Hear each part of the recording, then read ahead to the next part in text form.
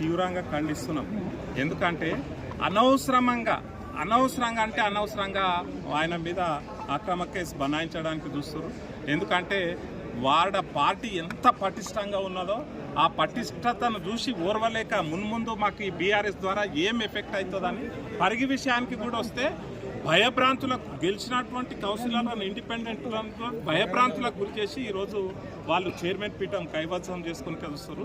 ఈ కాంగ్రెస్ పార్టీ అంటేనే అది ఒక అరాచకమైనటువంటి పరిపాలన.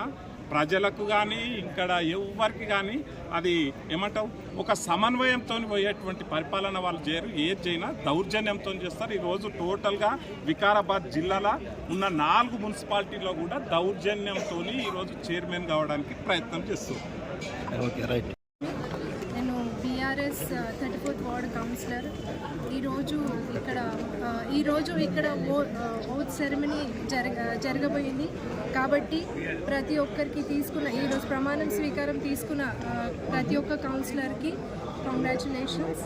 ఇంకా త్వరలోనే మేము ఇంకా మీటింగ్స్ అవుతాయని ఎదురు చూస్తున్నాను. ఎందుకంటే లాస్ట్ టైం నేను సెకండ్ టైం కౌన్సిలర్ ఉండి కూడా మాకు లాస్ట్ టైం చాలా తక్కువ మీటింగ్స్ జరిగినాయి. ఎందుకంటే వాళ్ళ ఇంటర్నల్ థింగ్స్ వల్ల మేము సఫర్ అయినాం, కౌన్సిలర్ సఫర్ అయ్యాం, దానివల్ల మా ప్రజలు సఫర్ అయ్యారు. అందుకని ఈసారి మాకు తెలుసు మేము ఎంత కష్టంగా గెలిచినాం, అది మాకు తెలుసు.